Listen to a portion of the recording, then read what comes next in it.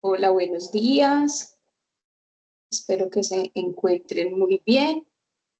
Bueno, no sé cuántas personas se vayan a conectar o igual queda la grabación. Estamos en la sesión sincrónica número 4 de nuestro diplomado de herramientas para la salud mental. Hoy vamos a tener un invitado, como se los había anunciado hace 8 días, a Leonardo José Lora, que eh, está en este momento haciendo su formación como psiquiatra y que viene a contarnos precisamente desde la psiquiatría cómo funciona este tema de la salud mental. Leonardo, buenos días. Muy buenos días, gracias por haberme invitado. Entonces, como indicó la doctora Viviana, mucho gusto, mi nombre es Leonardo Lora, soy residente de psiquiatría y el día de hoy vengo a traerles un tema que es muy apasionante, que es el tema de entendiendo la ansiedad y la depresión. Entonces voy a ir compartiendo la pantalla Perfecto. y la presentación para que pues puedan verlo. ¿Listo? ¿Se puede ver la presentación? Se ve perfecta. No sé si tú puedas subir un poquito el volumen, Leonardo, de pronto. Déjame ver y lo intento. ¿Se escucha bien así? Dices, sí, sí, se escucha. Ah, bien, perfecto. Entonces vamos a comenzar este tema que es bastante apasionante, iniciando por entender que tanto para ansiedad como para depresión nosotros estamos hablando de procesos que modifican o cambian o alteran la percepción de muchas áreas, pero entre ellas de las emociones. Entonces, primeramente quisiera hacer este ejercicio mental de preguntarnos en qué se parecen estas cuatro cosas.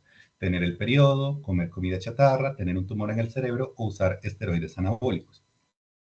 Y aunque las cuatro cosas uno diría, ve, no me parece que tengan mucho en correlación entre sí o que tengan cosas en común, uno encuentra que finalmente estas cuatro cosas de hecho fueron utilizadas en Estados Unidos como causal para evitar un proceso judicial porque dijeron que estas cosas modificaron la forma en que las personas se sentían y por esa modificación en la forma en la que las personas se sentían cometieron actos criminales. Digamos, lo de comer comida chatarra fue utilizado como lo llamaron en Estados Unidos de Twinkie Defense en el caso de Harvey Milk y por eso una persona evitó pena de muerte.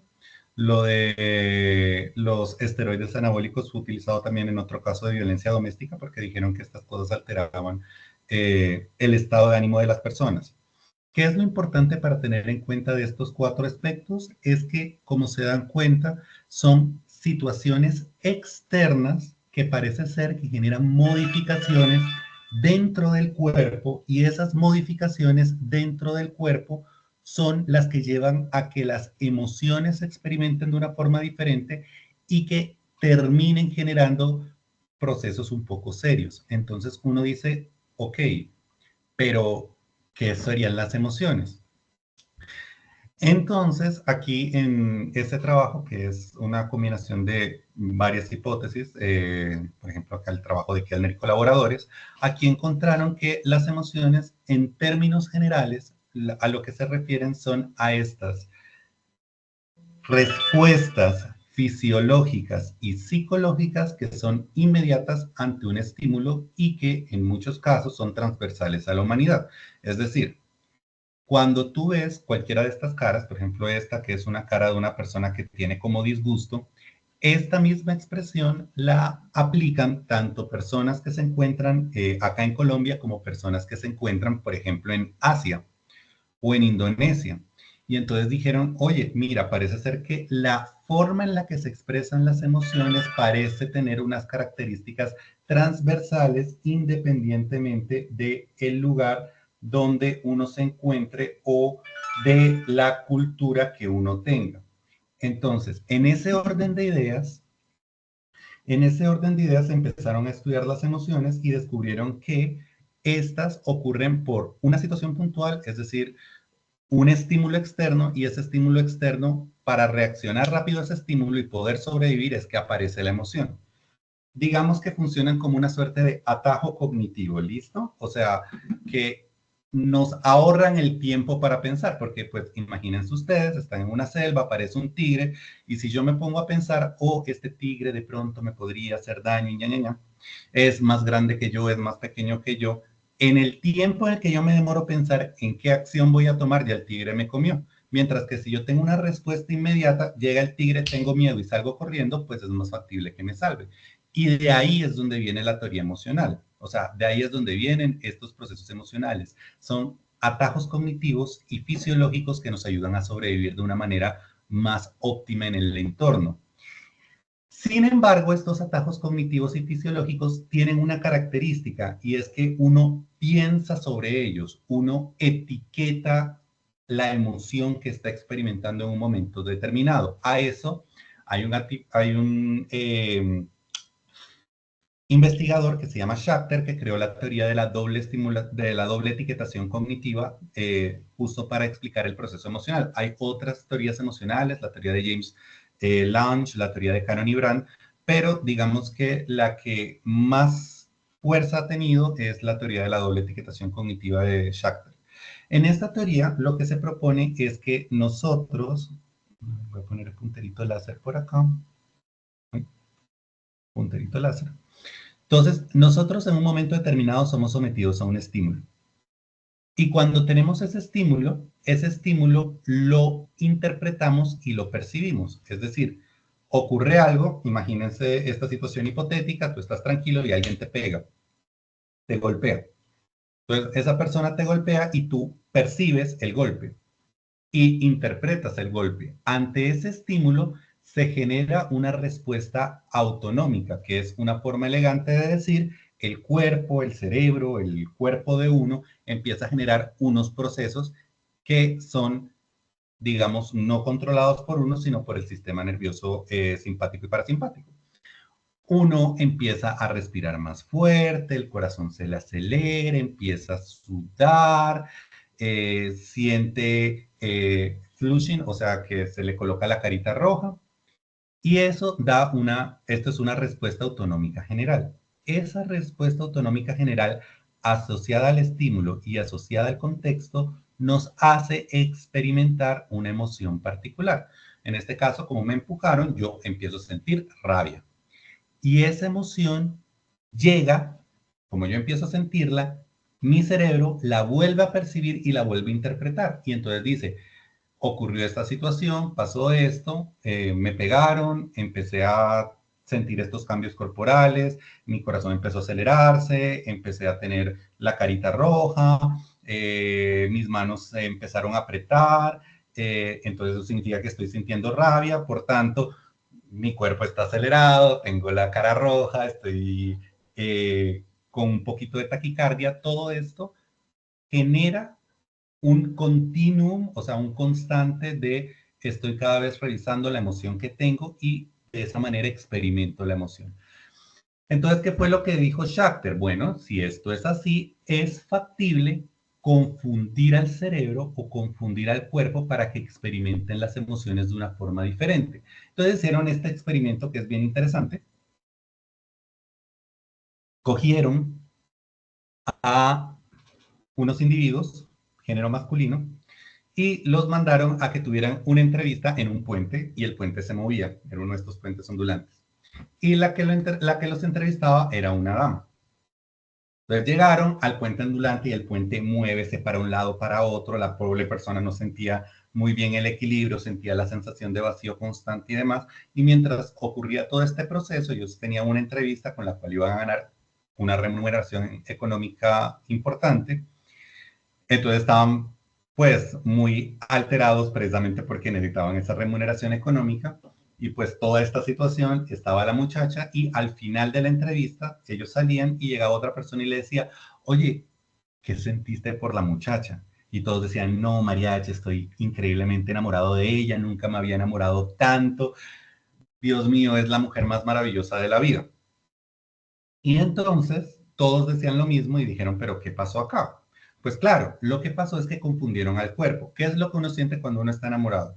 Uno siente que le sudan las manos, siente esta sensación rara en el estómago de las mariposas, siente un poquito de sudoración, tiene taquicardia, tiene nervios y en el contexto particular de esta situación, en el puente, el movimiento del puente era justamente eso lo que generaba. Como ellos estaban concentrados en la entrevistadora, asociaron, es decir, etiquetaron su respuesta fisiológica, que era una respuesta fisiológica hacia miedo, a el contexto de la entrevista. ¿Y qué fue lo que dijeron? Debe ser que estoy enamorado. Y el cerebro retroalimentó esta emoción. Entonces uno dirá, bueno, ¿esto por qué es importante? Pues es esencial porque es una de las bases sobre las cuales se asienta el proceso terapéutico. En el contexto de la ansiedad, la doble etiquetación nos permite modular la ansiedad. ¿Cómo? Controlando la percepción de los estímulos fisiológicos externos. Y a su vez, en el contexto de la depresión, si yo genero diversos estímulos fisiológicos, puedo modificar mi conducta y mi percepción personal y en algunos casos, particularmente en los de depresión leve, incluso llegar a un proceso terapéutico. ¿Con base en qué? Pues a esta hipótesis que generó Shakhtar. Entonces, esto resulta bastante interesante y muy apasionante, si soy sincero. Pero bueno, vamos a hablar ahora sí de la depresión como tal. Entonces, en el contexto de la depresión, lo que nosotros tenemos que saber es que es una enfermedad altamente prevalente a nivel mundial. De hecho, se espera que para el 2030 sea la primera causa de discapacidad a nivel mundial. Esto es bastante significativo porque implica que este trastorno psiquiátrico va a ser, y de hecho lo es, tan común y tan discapacitante que va a afectar sobre el mundo entero en los contextos laborales. Particularmente en Colombia, nosotros lo que vemos es que la prevalencia de depresión va más o menos entre 1.500 y 2.000 personas por cada 100.000 habitantes, lo cual nos coloca en uno de los países con menor tasa de depresión, sin embargo, sigue siendo bastante significativa. La pregunta es, ¿por qué es importante entender esto de la depresión? Bueno, además de que va a ser causa de discapacidad y por tanto va a afectar el ambiente laboral. Pues porque la depresión está correlacionada con el suicidio y adicionalmente porque como la depresión y el suicidio están tan junticas, van a afectar significativamente a la población. ¿Qué es lo que se ha visto en el contexto de la depresión? Pues que independientemente del país, si es país de ingresos medios, si es país de ingresos altos o si es país de ingresos bajos, en todos los tres casos que vemos una tendencia ascendente a la depresión. Y el problema es que en el contexto particular del suicidio hay que acordarnos de que es la segunda causa de muerte en el grupo de edades entre 15 y 29 años. Por un lado, es la fuerza de trabajo principal en un país y por otro lado, y quizás más esencial, es nuestra población más joven. Entonces, si la depresión por sí sola aumenta el riesgo suicida, en el contexto de la segunda causa de muerte en este grupo etario, podría potencialmente inclusive aumentar esta causa de muerte, lo cual es altamente significativo y altamente preocupante. Sin embargo, aunque el panorama parezca un poco desolador, lo que nosotros tenemos que entender es que hay mucho que hacer. Si nosotros le damos un tratamiento efectivo y óptimo al trastorno depresivo, lo que hemos visto es que más o menos en el 70% de los casos logramos una recuperación total de los individuos que presentan este trastorno depresivo. La pregunta aquí vendría a ser, bueno, ¿y cómo es ese tratamiento óptimo? Pues hay básicamente tres pilares para ello. El primero es la psicoterapia.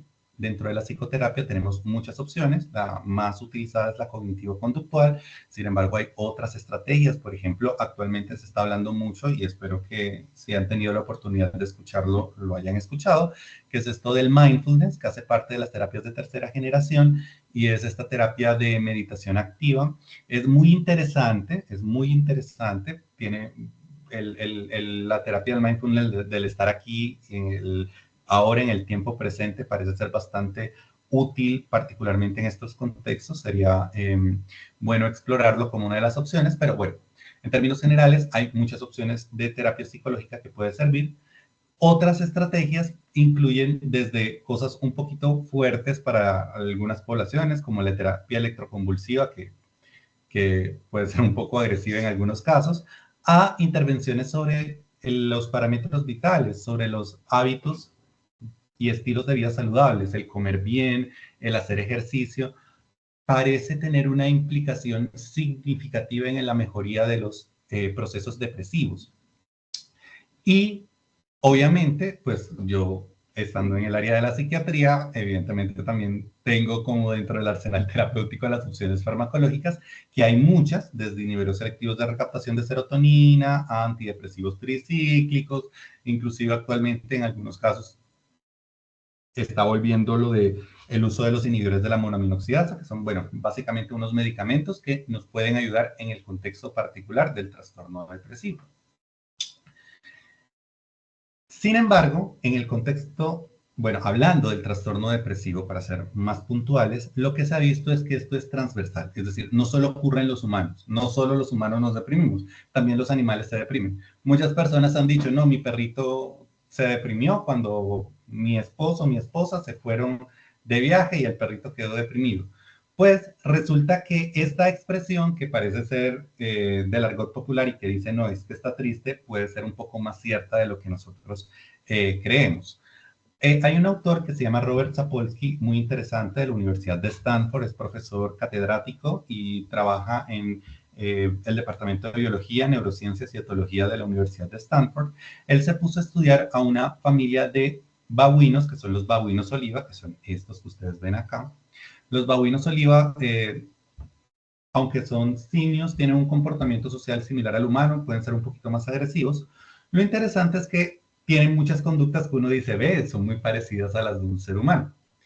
Resulta que este babuino en particular estaba perdidamente enamorado de esta babuina que se ve con la flechita blanquita. ¿Y qué era lo que pasaba? Que él intentaba hacer cosas de cortejo y entonces llegaba y le daba regalitos y le daba cositas y la intentaba acicalar y demás. Y la hembra a la cual estaba cortejando, Mariachi, no le prestaba cero de atención. Y entonces, ¿qué observó Sapolsky después de 3 meses de el monito intentando cortejarla y la otra no parándole bola? Pues lo que encontró fue que el mono empezó a tener unas conductas muy interesantes.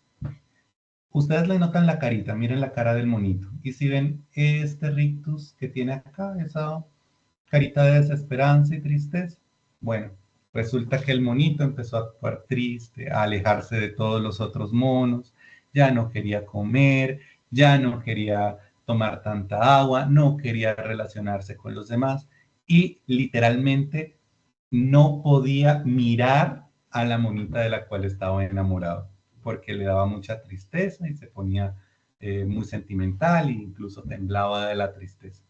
Y uno dice, ve, esto pasa muy similar como cuando uno tiene una ruptura amorosa, cuando uno está en lo que actualmente llaman la tusa, a uno le pasa algo muy similar.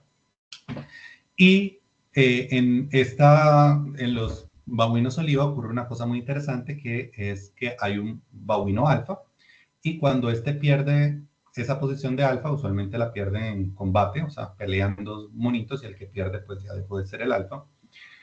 Cuando el alfa pierde, la manada lo deja, o sea, lo abandona. Y en este caso particular, miren lo que pasó con este mono, miren esa posición que tiene, si ven cómo está como encorvadito, como achicopalado, y miren que está ahí como dejado de sí. Y si ustedes notan, aquí hay un cocodrilito que se le está acercando, y aunque el mono vea al cocodrilo, no hace absolutamente nada para evitar que el cocodrilo se le acerque.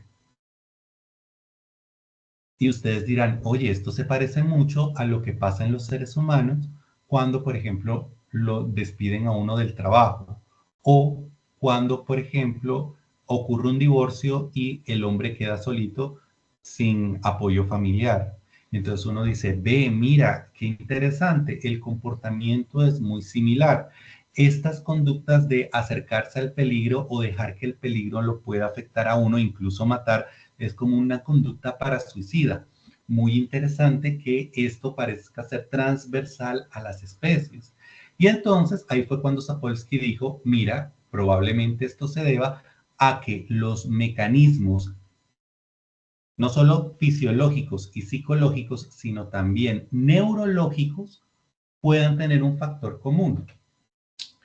Y de hecho, esto se ve transversal, estos factores comunes se ven en múltiples especies. Digamos, en las especies de ratas, cuando yo coloco una rata en una situación de derrota social, o sea, pongo una rata que le hagan bullying a otras raticas, o en su defecto cuando las aíslo, o en su defecto cuando los coloco en situaciones letales, por ejemplo, en este test de nadado forzado, en este test de la caja de Skinner, que básicamente es que colocaban a la ratica a pasarle corriente eléctrica. En todos los casos, las raticas empiezan a adoptar posiciones de indefensión, reducción del contacto social, cambios fisiológicos específicos, y todo esto nos lleva a pensar que, oye, si en tantas especies que tienen parecido con el ser humano, modelos murinos, modelos cínicos, se presentan conductas tan similares, ¿será que los cambios también son extrapolables al humano? Y la respuesta parece ser hasta ahora sí. Otra de las cosas que se observó, y por eso traigo esta imagen del artículo de Christian y Nestler, es que en el contexto de estos animalitos que han sido sometidos a estrés, y eso también incluye a los babuinos, cuando uno les coloca un estimulador intracraneal en la zona de placer, que es el área ventral tegmental, los animales que han sido sometidos a estos procesos de estrés parecen tener una tendencia mucho mayor y mucho más significativa a buscar esta estimulación exógena, o sea, a tratar de estimularse esa zona de placer por diferentes medios. Y entonces uno dice, ve, muy interesante, esto explicaría por qué estos animales que están siendo sometidos a tanto estrés, cuando uno les coloca sustancias psicoactivas que los vuelvan que les generen adicción, el comportamiento de búsqueda en ellos se vuelve mucho mayor. Y uno dice, y en el contexto de los humanos pasa algo similar, y lo que muestra la epidemiología es que sí. Si tú estás sometido a estrés, si tú estás sometido a tristeza, si tú estás sometido a depresión, es mucho más frecuente que estos individuos caigan en procesos de farmacodependencia, en procesos de alcoholismo o en otros procesos de adicción, adicción al juego, etc. Y entonces uno dice, ve, muy interesante, nuevamente parece haber un correlato que nos indica que hay cambios específicos en el cerebro, en el sistema nervioso central, que nos están llevando a esto. O sea, que no es solo la emoción, sino que parece ser que hay otras cosas extra que también están influyendo. Y aquí, pues, a mí me gusta mucho el arte, entonces les traigo una de mis pinturas favoritas de uno de los autores, bueno, uno de mis autores favoritos franceses, que es un pintor impresionista que se llama Edgar Degas, y esta obra se llama La Absinta, y yo la traigo solo para que vean a la mujer. Miren, acuérdense del monito, del babuino oliva, y miren cómo está la mujer. Miren la postura que tiene, la cara que tiene, la posición que tiene, es muy similar. Nuevamente vuelve a presentarse esto de que transversalmente y transespecie, los síntomas que se están presentando parecen ser comunes y parecen ser bastante similares.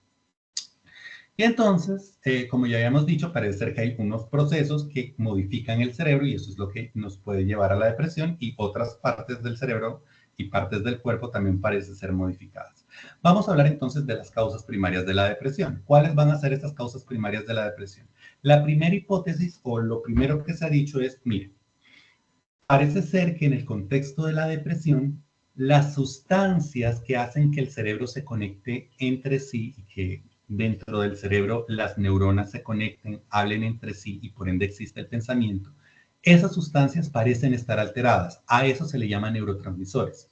Entonces dicen, lo que pasa es que hay una alteración de los neurotransmisores, y esto se da con base a una cosa que se llama la teoría monoaminérgica de la depresión, que dicen que hay un grupo de neurotransmisores que se llaman las monoaminas, que incluyen serotonina y noradrenalina, y lo que dicen es, miren, en el cerebro de las personas con depresión, lo que hemos visto es que esas monoaminas están bajitas.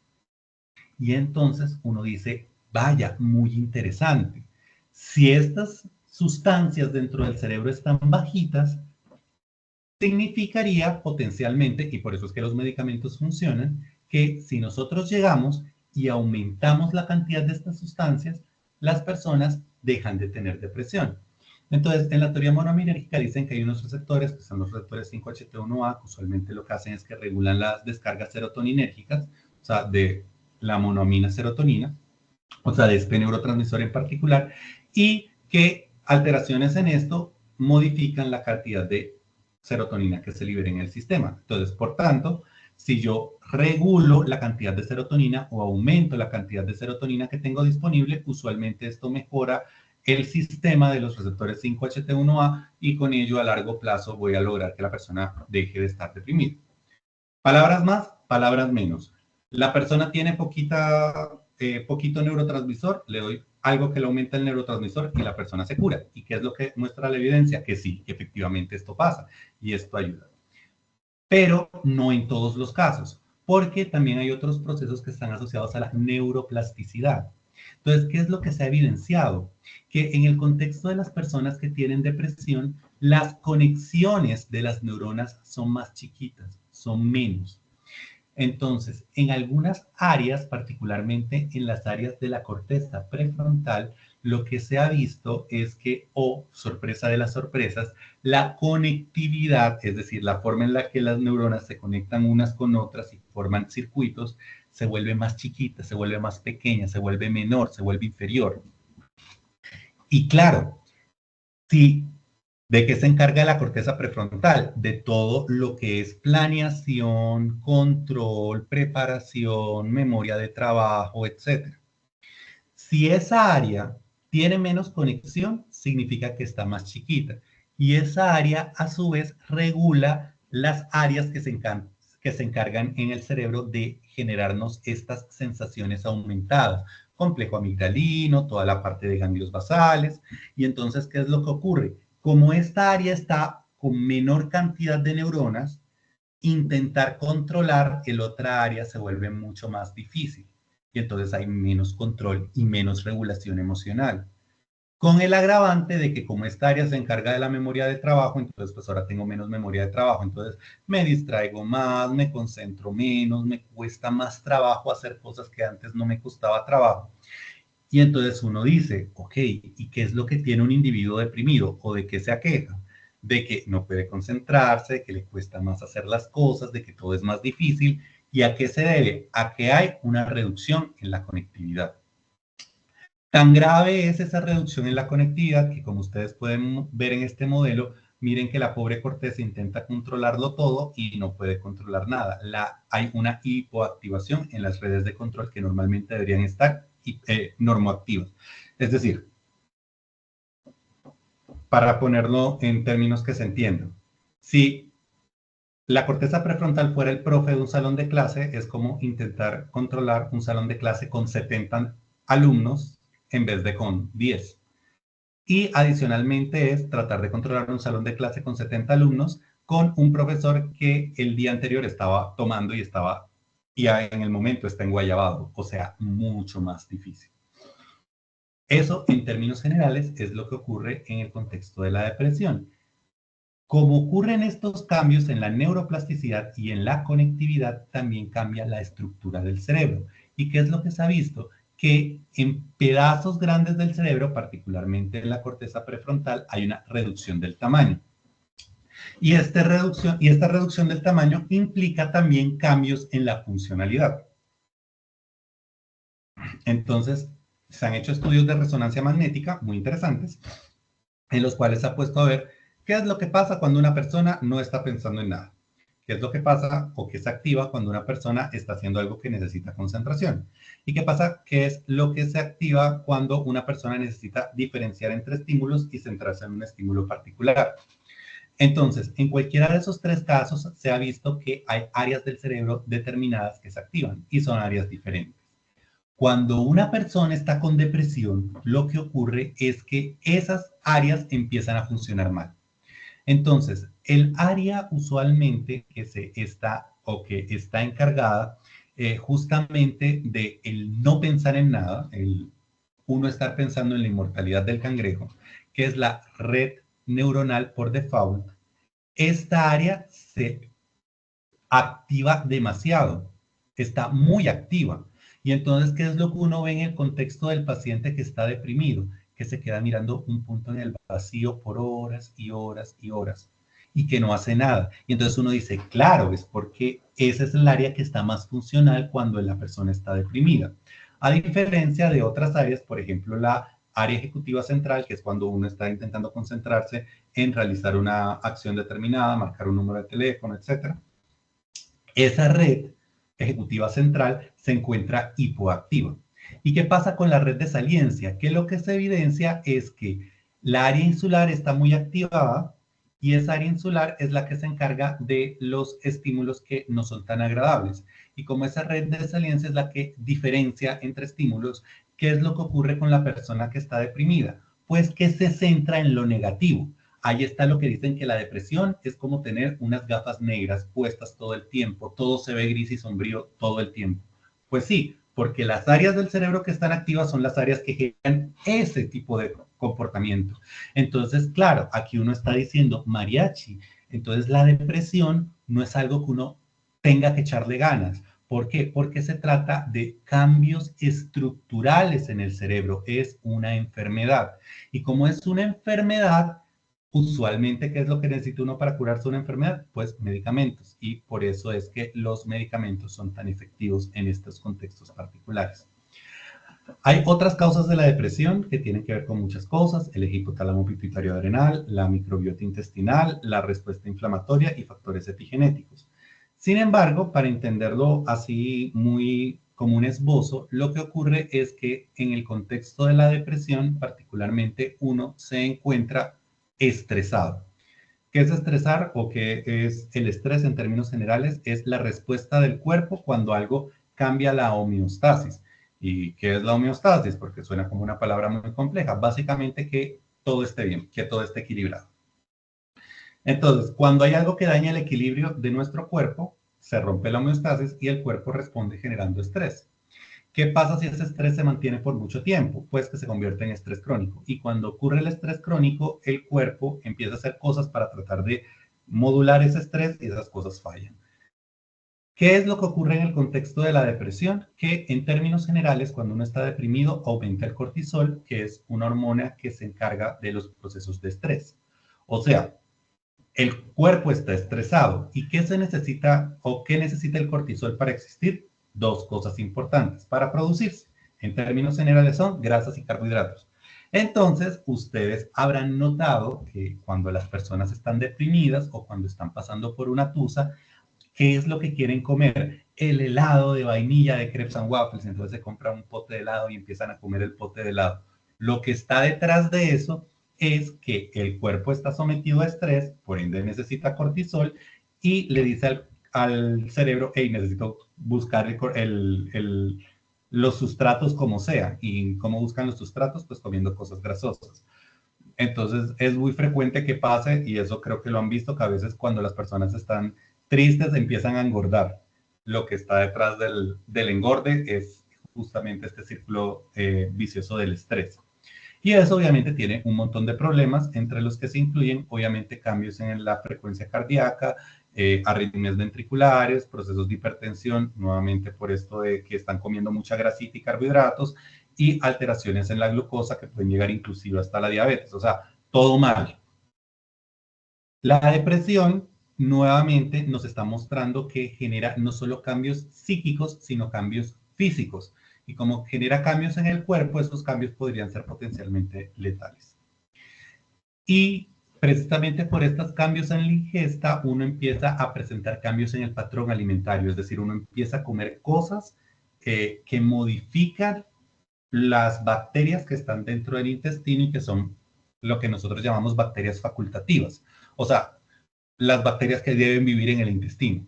Y se cambia la proporción de bacterias. Por ejemplo, hay una interesante que es la proporción de bacterias de Bacteroides firmicutes, y esto genera procesos inflamatorios. Y esto genera cambios específicos en múltiples ejes, entre ellos genera cambios en las células endocrinas del intestino y bueno, genera muchos problemas, entre ellos incluye pues justamente el proceso de diabetes, pero esta inflamación, porque empieza a haber estos cambios en la bacteria, esta inflamación me va a generar cambios en la motilidad intestinal. Entonces, es muy frecuente que estas personas empiecen a tener una cosa que ustedes han escuchado mucho, que es el colon irritable. ¿Por qué ocurre el colon irritable? Por estos cambios en la alimentación. Y estos cambios en la alimentación, ¿por qué se producen? Por la depresión misma. Entonces, ven este círculo vicioso que genera un proceso inflamatorio. El proceso inflamatorio le dice al cuerpo, hey, estoy estresado. Y ese estrés le dice al cerebro, oye, necesito producir hormonas para el estrés, que hace que uno coma comida mala y pues, en términos generales y a largo plazo, perpetúe esta desregulación alimenticia. Por ello, en el contexto de la depresión, nosotros vemos que hay muchos factores que nos llevan a tener la depresión. ¿Se acuerdan de lo que mencionamos con las raticas que se sometían a mucho estrés y a situaciones muy difíciles y que después de un tiempo dejaban de intentarlo? Bueno, algo similar ocurre en el contexto de las personas que han tenido adversidad durante la infancia. Y por adversidad durante la infancia me refiero a padres negligentes o padres que los sometían a maltrato o situaciones un poco más serias como eventos abusivos sexuales. Todo esto nos lleva en términos generales a que se generen desregulaciones, se genera aumento de procesos inflamatorios, se generen disregulaciones endocrinas, se generen alteraciones a nivel del sistema nervioso central que nos generan depresión en términos generales.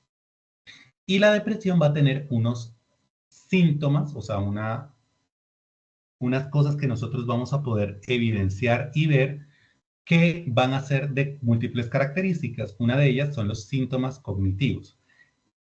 O sea, que son cogniciones, pensamientos que tienen estos individuos. ¿Y cuáles van a ser esos pensamientos? Si yo tengo una situación en la que estoy sometido a estrés por mucho tiempo, ¿cómo creen que va a estar mi autoestima? ¿Alta o baja? Pues probablemente baja.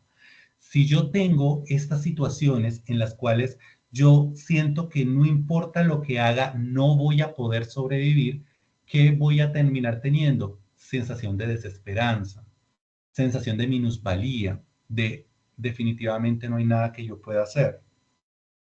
Es muy frecuente que en estos contextos, cuando uno ve a la persona que está deprimida, que le dice, pero ¿por qué no le echas ganas? ¿Pero por qué no te pones a hacer cosas? ¿Qué es lo que nos está indicando esto en términos generales? Que para la persona que tiene baja autoestima, pues es todo mi culpa y por tanto, cierto, mucha culpa todo el tiempo. Y en todo este contexto, las ideas de pérdida van a ser muy frecuentes y claramente todo esto va a llevar a que uno empiece a decir, yo para qué sigo con vida, yo mejor me mato. Y ahí entran las ideas de muerte y las ideas de suicidio. ¿Por qué ocurre esto? En términos generales, porque la corteza prefrontal está reducida en su funcionalidad y las áreas amigdalinas están muy activas en su actividad. Las áreas amigdalinas generan estas emociones que son un poco feas, negativas.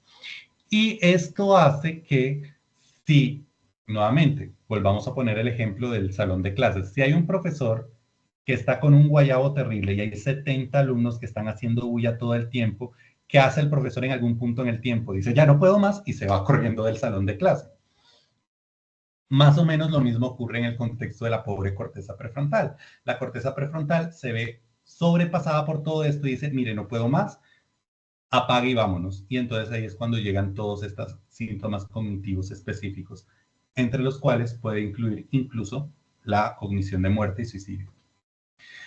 Pero no solo eso, ya vimos que hay también alteraciones en la parte endocrina y alteraciones en la parte alimentaria, entonces es muy frecuente que las personas con depresión empiecen a presentar cambios físicos, ganancia de peso, alteraciones en el ciclo de sueño y vigía, es decir, empiezan a no poder dormir en la noche bien o no dormir del todo, o empezar a dormir en el día y después no poder dormir en la noche, empiezan a presentar cambios, como mencioné, en la parte de la alimentación, que puede ir desde la pérdida de peso a la ganancia, y empiezan a tener síntomas dolorosos en el cuerpo.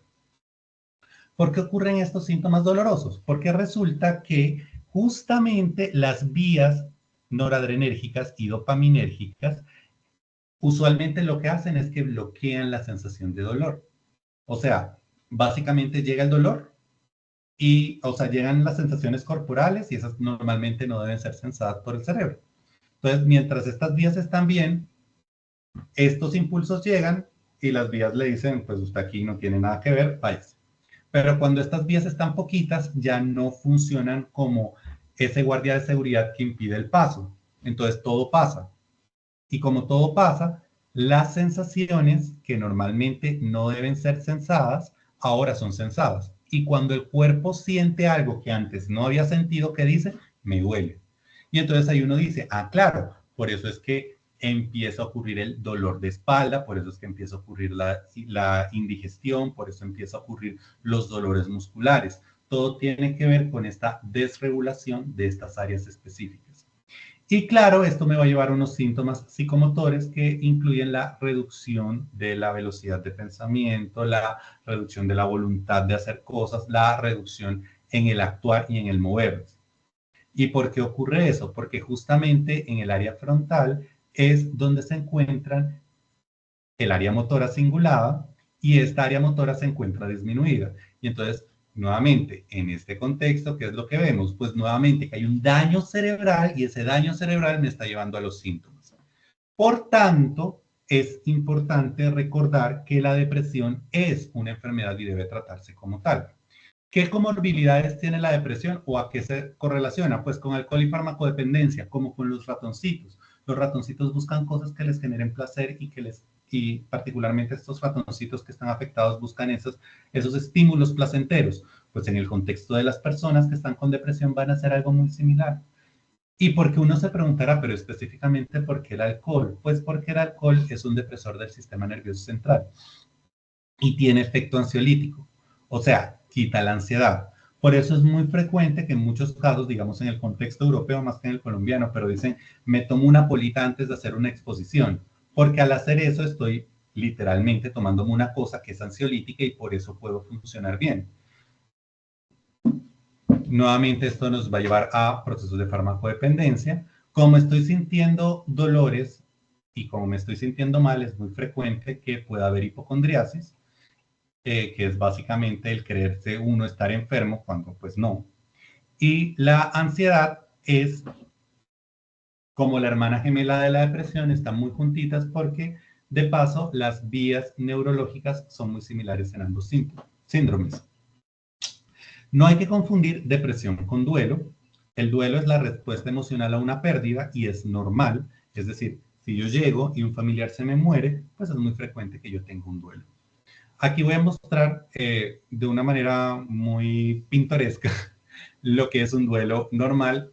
Este es un programa que se llama Pollo Robot de Adult Swim y hicieron este ejemplo del duelo y me pareció divertido, que muestra las fases del duelo, que son las fases de la respuesta emocional normal ante una pérdida, que puede ser el tengo una enfermedad y me voy a morir, que puede ser el tengo un familiar que acaba de fallecer o que puede ser tengo una pareja que me acaba de dejar. En cualquiera de esos casos, la respuesta emocional va a ser la misma o en el contexto de los estudiantes, tengo un parcial y lo perdí, entonces pues siguen las fases de un duelo.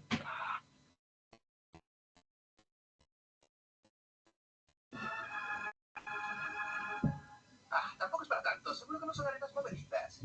Esta noche me estaré riendo de esto con mis colegas.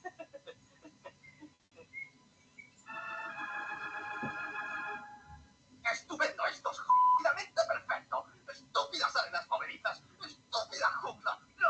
¡Quiero morder a alguien en la cara! ¡Me cago en Dios! ¡Me cago en Dios! ¡Me cago en Dios! ¡Ah, joder! ¡Estúpida jungla! ¡Ah! Soy yo. Nada.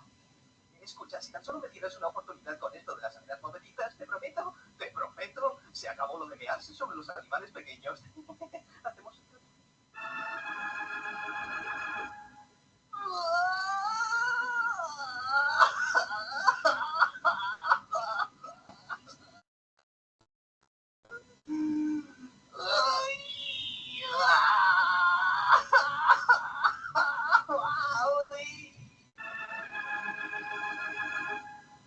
¿Sabes qué?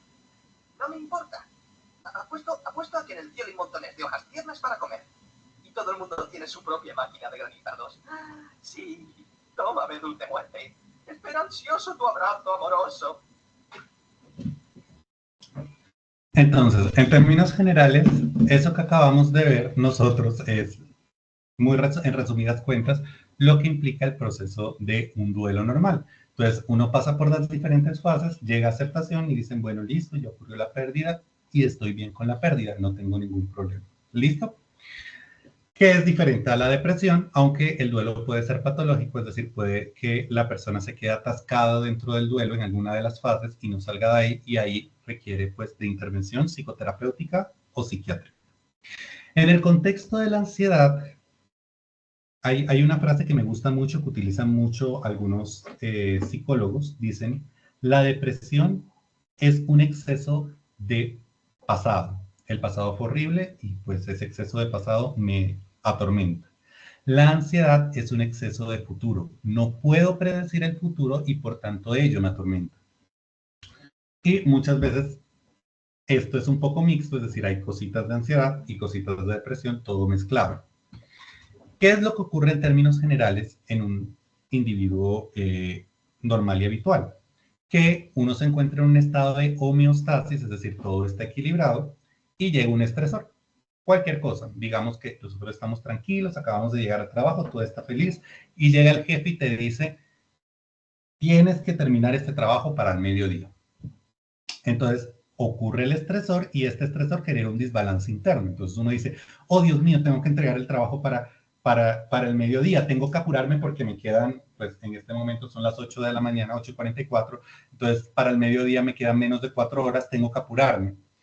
Y este desbalance genera una respuesta, y esa respuesta es, el cuerpo dice, uy, tengo que empezar a bombear sangre rápido, tengo que empezar a tratar de pensar rápido para poder superar esta situación.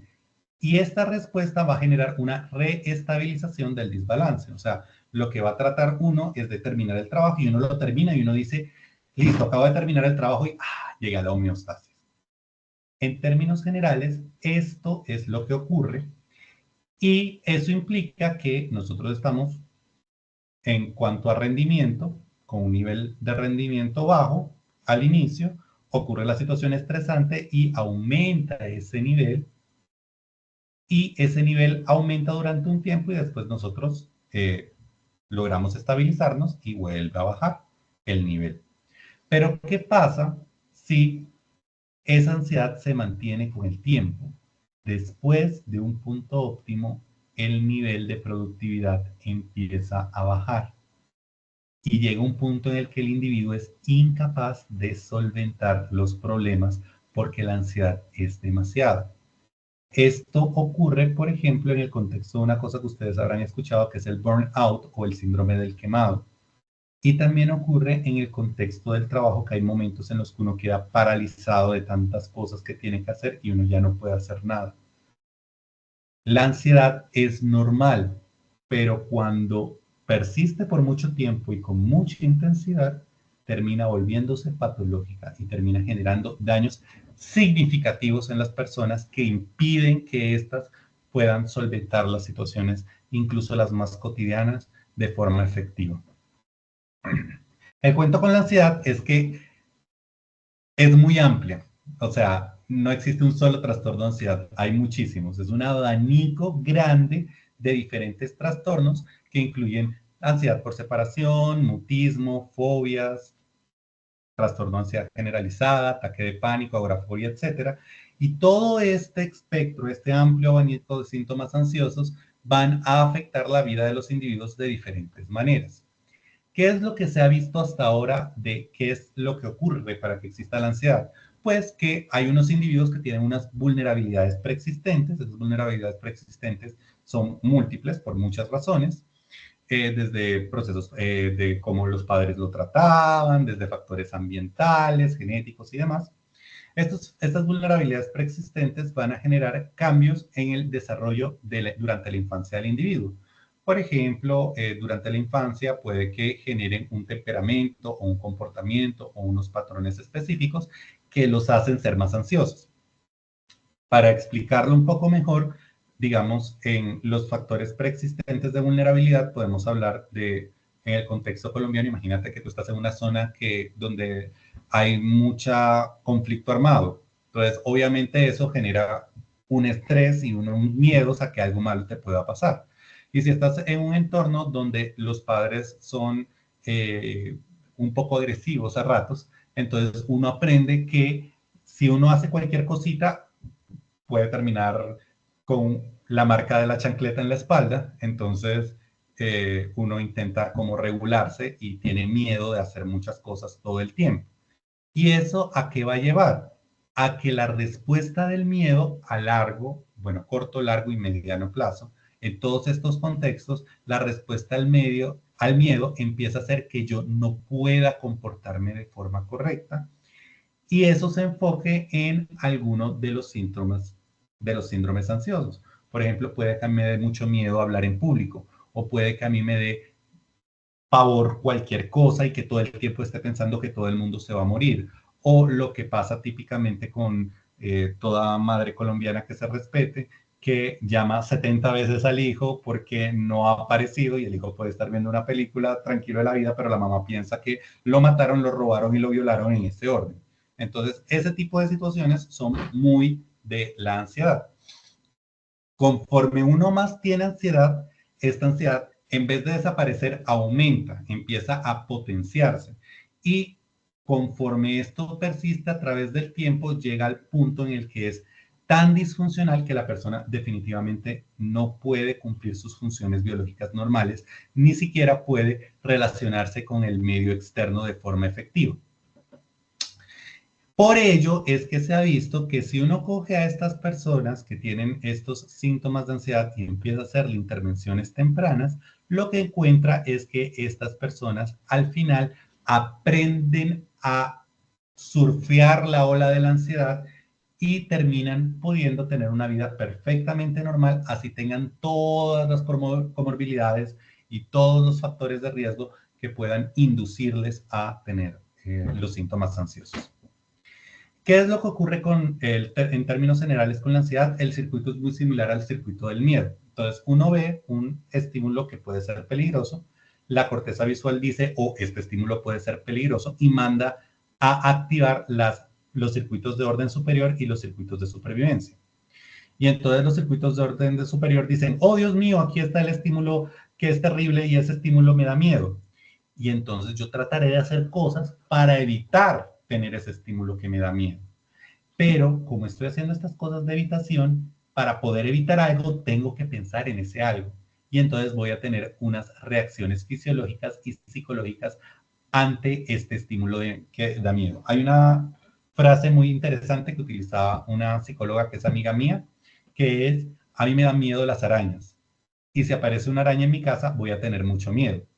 Pero voy a tener mucho más miedo si después no puedo ver dónde está la araña. Entonces, a eso se refiere la respuesta ansiosa. Y esta respuesta ansiosa está asociada a una hiperactivación de algunas áreas corticales, particularmente las áreas amigdalinas, que a lo que llevan en términos generales es a que la persona aprenda que estas situaciones de miedo, que estas situaciones de pánico, que estas situaciones de ansiedad son las que lo mantienen con vida y por tanto tienen que ser reforzadas. Y entonces la persona termina perpetuando este patrón de conductas ansiosas, este patrón de hipervigilancia, este patrón de todo está terrible y tengo que estar preparado porque en cualquier momento algo terrible va a pasar, que es lo que perpetúa en términos generales la ansiedad. ¿Y esto a qué nos lleva? A que múltiples áreas del cerebro empiecen a funcionar mal, que las áreas encargadas del aprendizaje empiecen a sentir o que la persona aprenda que todo lugar hay riesgo y por tanto todo va a ser terrible y tengo que estar preparado para cualquier situación horrorosa, y ya no pueda funcionar bien porque tengo que estar pendiente de que no me vayan a matar. Como tengo que estar pendiente de que no me vayan a matar, las áreas que están encargadas de procesos un poco más específicos, como los procesos de memoria a largo plazo, pues empiezan a fallar porque dicen, yo no necesito acá memoria a largo plazo. Yo no necesito acordarme de la capital de Francia si hay un tigre que está enfrente mío y que me puede matar en cualquier momento. ¿A mí de qué me sirve esta información? De absolutamente nada. Yo tengo que estar pendiente del aquí y el ahora, y estoy en este proceso de hipervigilancia, y algunas áreas como la corteza prefrontal dorsolateral, que es la que se encarga de los procesos de atención inmediata y básicamente memoria de trabajo, pueden estar un poco más activas, pero los procesos más hacia la parte del hipocampo pueden estar alterados, y particularmente los procesos a nivel del circuito de Rapé. Esta disregulación hace que mi amígdala esté funcionando a 1000 todo el tiempo y que el cortisol se esté produciendo en cantidades alarmantes, porque obviamente hay algo que me puede matar en cualquier instante. Y entonces, ¿todo esto a qué me lleva?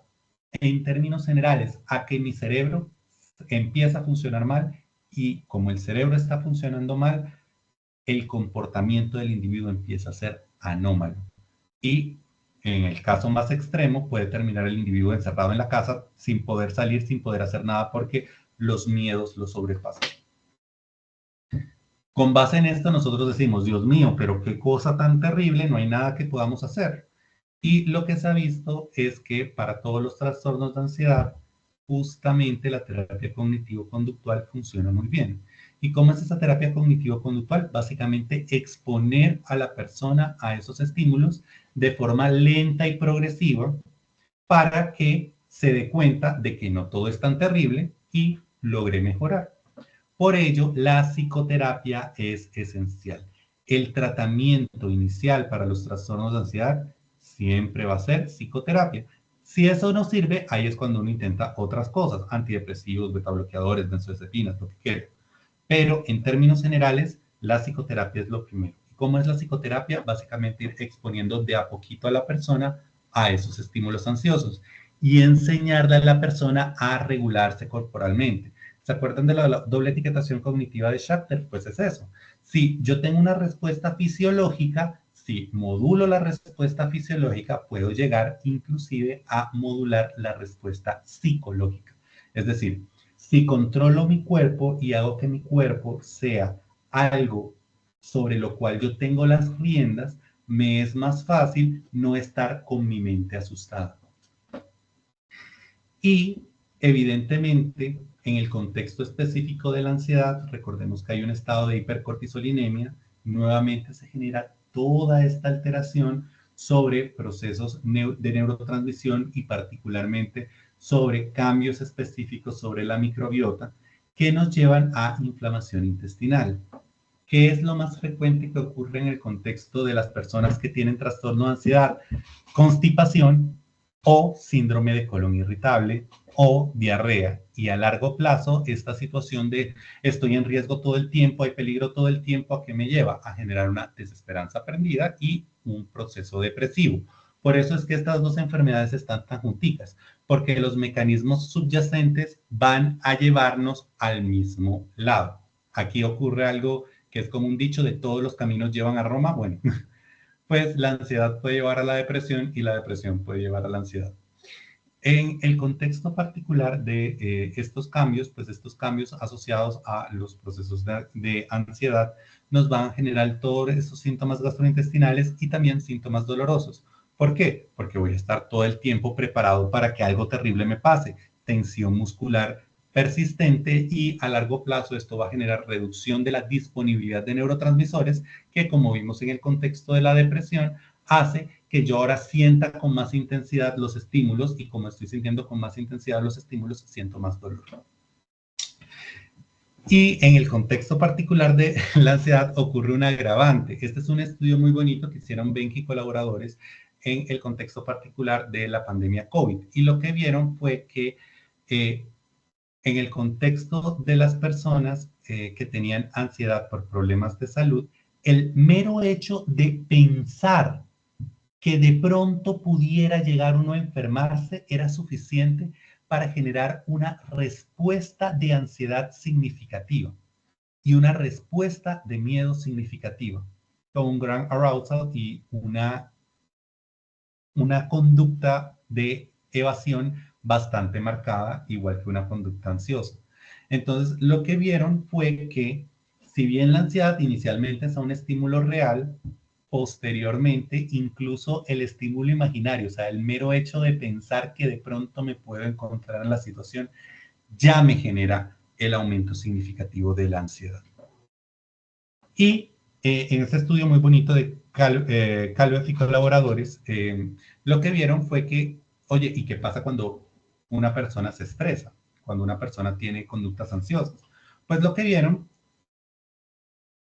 lo hicieron con raticas en modelo murino, es que cuando las raticas estaban estresadas, las raticas empezaban a hacer autoacicalamiento. Entonces llegaba la ratica y se limpiaba la nariz, los ojitos y demás. Y siempre hacía el mismo patrón de autoacicalamiento. Y uno dice, bueno, ¿y esto por qué me importa? ¿Qué es lo que ocurre cuando una persona está ansiosa? Usualmente las personas también hacen conductas de autoacicalamiento. Entonces yo estoy muy ansioso por una entrevista y ¿qué hago? Me arreglo la camisa. Me estoy autoacicalando. Me arreglo el cabello. Empiezo a hacer movimientos con la mano. Es muy frecuente que las personas hagan este movimiento como que se están lavando las manos cuando están muy ansiosos. Esto ocurre porque estas acciones usualmente lo que hacen es pues, lo que se llama conductas de autoacicalamiento, generan activación en múltiples áreas cerebrales y reducen con ello el estrés. Básicamente lo que hacen es centran este estímulo, esta conducta, para reducir la cantidad de ansiedad. Y eso explica por qué cuanto mayor sea la cantidad de ansiedad, mayor será la frecuencia con la que ocurren estas conductas de autoacicalamiento, y eso explicaría también por qué muchas personas empiezan a hacer conductas obsesivas. No pasa, creo que ustedes lo han visto, mucho con las personas adultas mayores, que cuando uno dice una cosa como, ay Dios mío, el sutanito de tal se murió, y dicen, ay María Purísima, se persignan. Lo que está detrás de persignarse es este comportamiento que ¿qué hace? Reduce la ansiedad precisamente por la activación motora. Y en términos generales, lo que se ha visto es que dentro del espectro ansioso se correlacionan con múltiples otros procesos. Como ya vimos, hay procesos motores y esto puede correlacionarse con alteraciones en el contexto del trastorno obsesivo compulsivo, que está correlacionado con trastornos de ansiedad, trastornos del espectro autista, en los cuales ocurre mucho de estas conductas de autoacicalamiento, en el contexto del trastorno de pánico con conducta motora exacerbada, en el contexto de la enfermedad de Parkinson, por poner un ejemplo, que ocurre el temblor, es muy frecuente que la ansiedad y la depresión estén muy correlacionados con esta enfermedad. Y todo esto lo que nos está diciendo a largo plazo es, o bueno, a corto, mediano y largo plazo es que la ansiedad y la depresión se comportan como una enfermedad orgánica. Y por tanto, estrategias que logren mejorar las enfermedades orgánicas probablemente nos van a ayudar en estos contextos. Por eso es que los medicamentos sirven y por eso es que hay que darle medicamento a las personas, y en el contexto particular de las terapias psicológicas, a lo que atacan las terapias psicológicas, particularmente las cognitivos conductuales, es a estas respuestas físicas que tienen los individuos, las reducen y con eso el individuo se siente más en control y se modifica la conducta. ¿Por qué? Porque ya está modulando el cuerpo, es decir, está generando cambios sobre el cuerpo. Cuando una persona se encuentra en un proceso de ansiedad o cuando está empezando a tener síntomas ansiosos, una de las estrategias que se ha visto que son más efectivas es la estrategia de la respiración diafragmática.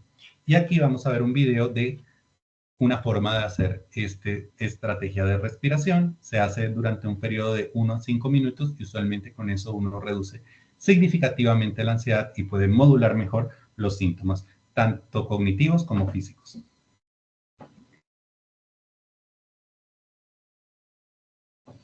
Es común que durante la cuarentena se hayan acentuado las sensaciones de tensión. Sin embargo, algo tan sencillo como respirar puede ayudarte a disminuirlas. La respiración tiene efectos en el autocontrol emocional y se utiliza en disciplinas como el yoga y la meditación. Esta práctica contribuye a reducir la irritabilidad, la ansiedad, el estrés y la fatiga. Comienza con los siguientes ejercicios.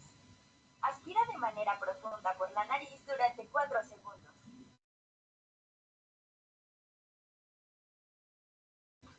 saque el aire por la boca en otros 4 segundos. Siéntate en un lugar cómodo. Ahora aspira en 4 segundos.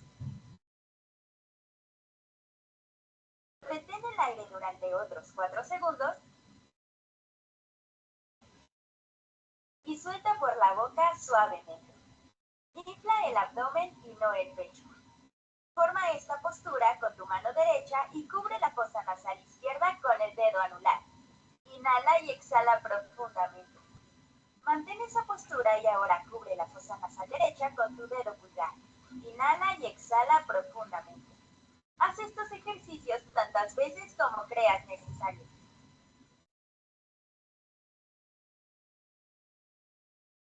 Listo, esta es la clínica del Hospital de San Pablo. Me pareció muy interesante este video porque funciona bastante bien. Y justamente estas son las estrategias que uno tiene que seguir en el contexto del trastorno de ansiedad. Pueden ser bastante efectivas, pero también en el contexto de la depresión. Si la persona está con malestar muy significativo en un momento puntual, uno puede usar estas estrategias para ayudarlo a regular ese malestar significativo.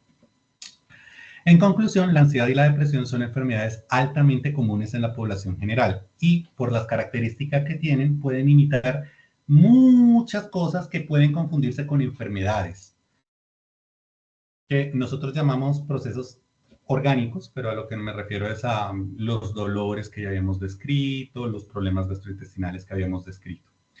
Como son tan heterogéneas, es decir, como tienen tantas manifestaciones, a veces es bueno que uno diga, ok, vamos a tomar examencitos como para descartar que no sea por otra causa. Por ejemplo, en el contexto de la tiroides, el hipotiroidismo puede generar sensación de dolor y sensación de pesadez y enlentecimiento motor.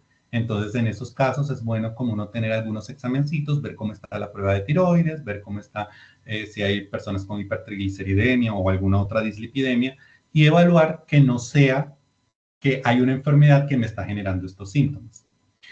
El tratamiento farmacológico en términos generales es muy seguro y sirve muchísimo, pero es muy importante combinarlo con procesos psicoterapéuticos, es decir, como vimos, la psicoterapia sirve y estas estrategias como la respiración diafragmática y demás pueden ayudar mucho a las personas y la exposición lenta a los estímulos y el hacer cosas tan sencillas como por ejemplo en el contexto de un paciente deprimido decirle al levantarte organiza tu cama. Cosas así de simples pueden ayudar significativamente a este grupo de pacientes. Como mencioné, la psicoterapia va a ser el tratamiento de primera línea para la ansiedad y recuerde que tanto la ansiedad como la depresión son una enfermedad y hay que tratarlas como tal. No hay que decirle a la persona, es como decirle a una persona que se fracturó la pierna, hey, échale ganas, corre la media maratón de Bogotá. Obviamente eso no va a funcionar. Es una enfermedad, hay que tratarlas como tal, hay que darles el tiempo para que la persona pueda volver a funcionar como es debido y hay que darle la oportunidad a los medicamentos porque como ya vimos, la carga psíquica, el daño neurológico es claro y por ese daño neurológico claro, los medicamentos van a ir curando ese proceso. ¿Qué ocurre de inmediato? No, no ocurre de inmediato, tarda un tiempo. Pero después de ese tiempo, recordemos, por ejemplo, en el contexto de la depresión, el 70% de las personas mejoran totalmente. Eso es todo lo que tenía que decirles por hoy. Muchas gracias. Si tienen alguna pregunta, pues aquí estoy dispuesto a contestarla. Bueno, Leonardo, no, primero darte las gracias. Muy interesante tu, perdón, tu conferencia. Creo que nos da muchas claridades. Me dio tos justo en este instante. Creo que nos da muchas claridades frente a por qué es importante hablar de este tema y mirarlo también como con el respeto que se merece. El énfasis que tú haces en sí es una enfermedad. No es que el otro se está haciendo, no es que el otro quiere estar así, no es que es mimado, no es que no lo entendemos, sino que efectivamente es una enfermedad que debe ser abordada como tal y que se vuelve bastante como solitaria para la persona cuando su círculo cercano no lo comprende y no respeta pues como ese proceso que está viviendo ese ser humano y no acompaña de manera adecuada. Dos, pues ratificar, me encantó escuchar tu conferencia. Yo tengo pues una propuesta en la que le enseño a la gente a meditar, a respirar, a meditar de Eso es. manera pasiva y activa. Y estoy convencidísima de que a través del cuerpo hallamos muchas soluciones para la salud mental. Lo digo por mi propia experiencia personal y por todos los casos que atiendo. Entonces, cuando veía como pues, igual es importante como saber que existen estos estudios y que efectivamente se valida, que así como la mente me da mensajes para el cuerpo, es una relación recíproca, ¿no? A través del cuerpo. Exactamente. Cosas tan simples como sentarme derecha, como sostener una postura, hacen una diferencia tremenda en términos, pues, neurobiológicos, ¿cierto? Entonces, Sustancial, no, darte sustancial. las gracias. No sé si Sandra, que sé que escuchó la mayor parte de la conferencia, tiene alguna pregunta para Leonardo. Aprovecho este espacio. Nosotros, desde la Dirección de Humanidades, estamos organizando un congreso, el segundo Congreso de Humanismo y Sociedad, que este año será lo político, lo ético y lo humano en tiempos de incertidumbre. Y vamos a hablar justamente de salud mental porque también hay un asunto de fondo, digamos que esta es la mirada de lo que pasa con el individuo, pero claramente hemos creado un entorno social, político, económico y cultural que no favorece el bienestar individual, ¿sí? Entonces la pregunta, sí, hay que tratarse de manera personal, hay que ser responsable con eso, pero también tenemos que hacernos una pregunta colectiva por cuál es esta sociedad que creamos, que efectivamente no permite que el ser humano y muchas otras especies logren estar en condiciones de bienestar. Entonces, muy invitados a participar del Congreso. Les estaré mandando el link porque es 100% virtual y sería muy rico tenerlos ahí en medio de las discusiones que queremos propiciar. Sandra, ¿alguna pregunta?